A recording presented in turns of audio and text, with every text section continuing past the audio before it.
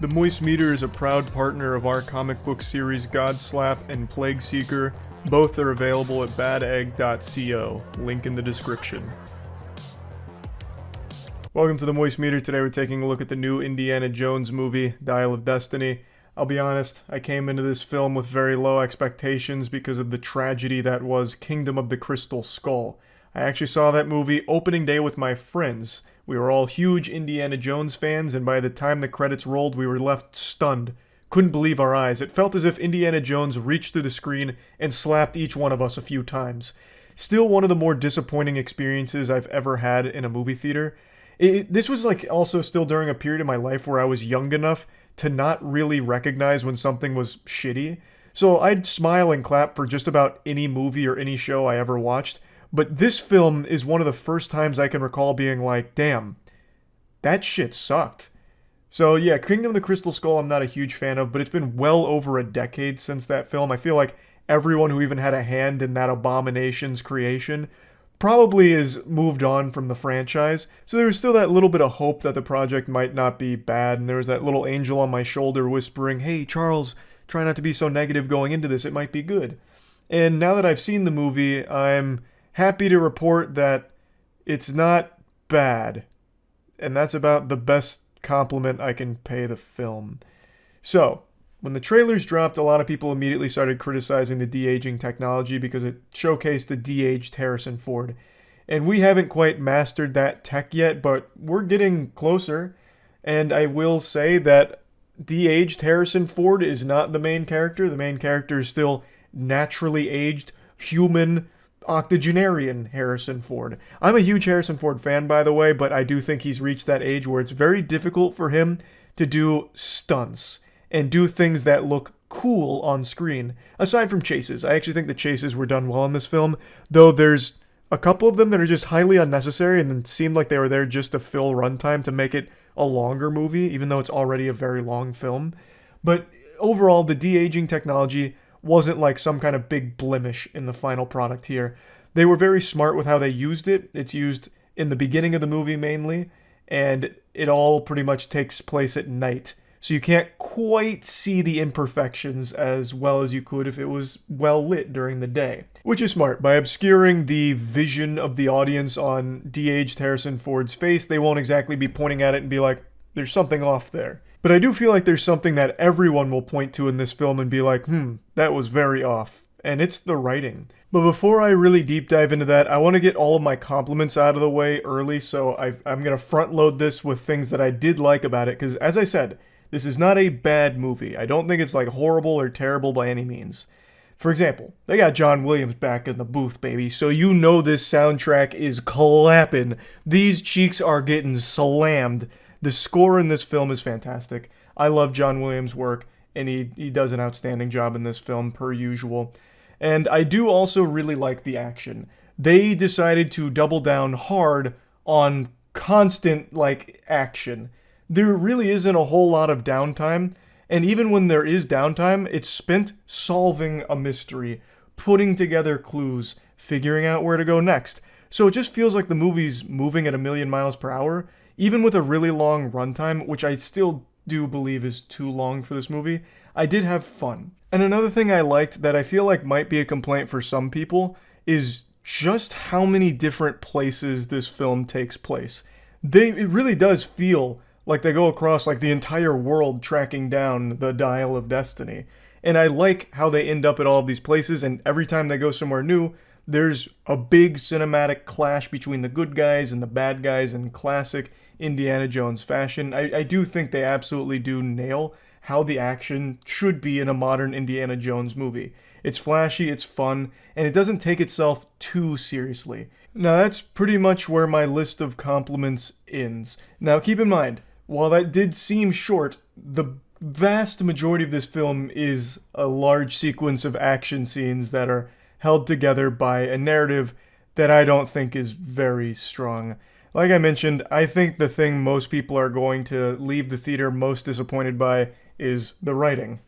There's pretty much no emotional weight to anything in this movie. For example, I guess this is like a really minor spoiler, so I'll give you a minor spoiler warning. one of Indiana Jones' close friends gets murdered right in front of him, just brutally shot to death right in front of him.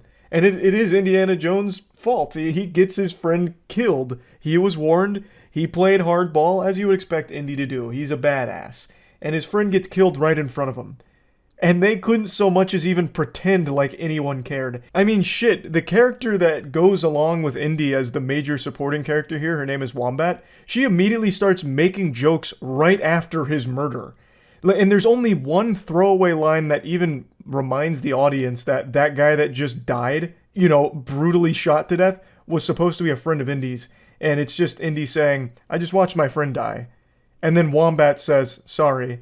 And then they just go right back to not caring. It just felt so weird and very stiff often throughout the movie. I just really got the impression that Harrison Ford didn't really want to revise his role as Indiana Jones. He just kind of did it out of an obligation because he was worried that they might just bring Indiana Jones back from the dead with AI technology without Harrison Ford's blessing. So I feel like he just kind of did it because he felt he needed to, not because he wanted to.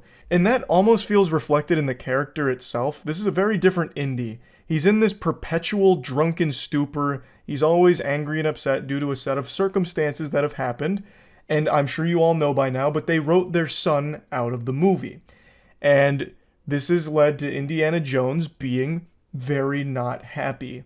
And he goes on an adventure not because he wants to, but because he has to. He gets framed for a crime, and in order to clear his name, must engage in an adventure in order to be a free man again. And he just seems very reluctant to do any of it at all. And there's this constant butting of heads between Indiana Jones and Wombat, even though narratively it just doesn't make sense. Their goals perfectly align from the start.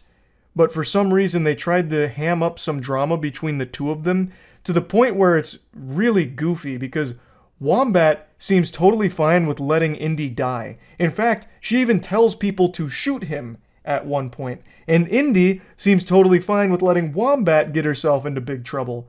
But for no reason, it just seems like filler for the sake of filler and poorly written drama between the two of them when it just doesn't really make sense in the story. There's also a couple other things I'd like to mention here, but they are big spoilers. They had a very simple layup, and if you watch the movie, I think you're going to know exactly what I'm talking about, that for some reason they just don't do narratively. It makes a ton of sense, and yet they don't bother to execute on it for some reason. That's all I can really say about it without really diving into it. I also think the villains in this movie are comically stupid, but not intentionally. They are actual, top-tier doofus school graduates. They are exceptionally stupid. There are multiple times where this film could have ended on the spot if they just did the logical thing in their situation. But they took every cliche of every villain that has ever existed and rolled it up into this crew here that is the bad guys, the bad group. And I also think the end of the film really goes so wrong so quickly. This is a goofier ending than Kingdom of the Crystal Skull. I'll just fucking say it. I couldn't help but giggle. And I giggled at Kingdom of the Crystal Skull's ending too, but this one I giggled probably just as hard with how dumb the ending to this movie gets. And it's complemented again by stupid villains. Dumb villains that are constantly being stupid. There's so much I want to say on that front, but that would be getting into spoilers. Overall, I just can't help but be disappointed. Even when I went in knowing that it probably wasn't going to be amazing, I still just love Indiana Jones as a character. I will never forget the original 3 movies. I've seen them so many times, and they hold up really well even by today's standards. They're legitimately timeless. And it's just a shame that, unfortunately, the character hasn't made the transition to, the modern era very well. Kingdom of the Crystal Skull was bad, and this movie really struggles to find its footing in a meaningful way as well. And I just think that sucks, because I think the character can still work really well in today's entertainment climate. Who doesn't love a good action-adventure film with a lot of history to it and a lot of great mystery Like, it has all of the elements that could make it a very successful franchise in today's market too. But it's not being given the tender love and care that it needs. It's playing it too safe. It's too generic and too afraid to do something great with the property, the franchise, the character that we love. And it's just upsetting. Plugging Indiana Jones Dial of Destiny into the Moist Meter, I'm going to give it a 60%. I don't regret seeing it, but I'm not going to remember much about this movie in like a week. It's very forgettable.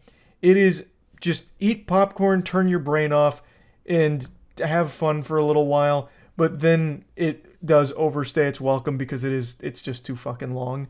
I don't know why they even made it as long as it is. There's so much they could have cut out from this without any like detriment to the story. It's just a fine movie. It's not great. It's not bad. It's okay. So yeah, that's really about it. So yeah. Huge thanks to ourselves for sponsoring this Moist Meter. Godslap is a comic series written by myself, Jackson, Matt, Danny, and Aubrey Sitterson. It follows the story of a character named Aeus, who's an extremely powerful slapper in a world where slapping is king. Issue 3 just dropped. It's all available at badegg.co, and shit is starting to pop off. Aeus is being hunted by a mysterious foe named Defister, who, after swan diving through a hospital, picks up Aeus' trail and hunts him to the ends of the earth with his sidekick Olfactor. And also, our newest comic series, Plague Seeker, just came out. Issue 0 is available at badegg.co. It's written entirely by myself and edited by Jackson. It's set in a world 1,000 years after an apocalyptic event known as the Calamity. An asteroid hits Earth, and it brought with it mutations that changed all of its inhabitants. Now the world is infested with things called plagues, and atop the food chain sits 8 great plagues that control the entire world, and only one man stands against them, the Plague Seeker, who has an insatiable appetite to devour those 8 great plagues. So all of this is available at badegg.co, so please check it out. So yeah.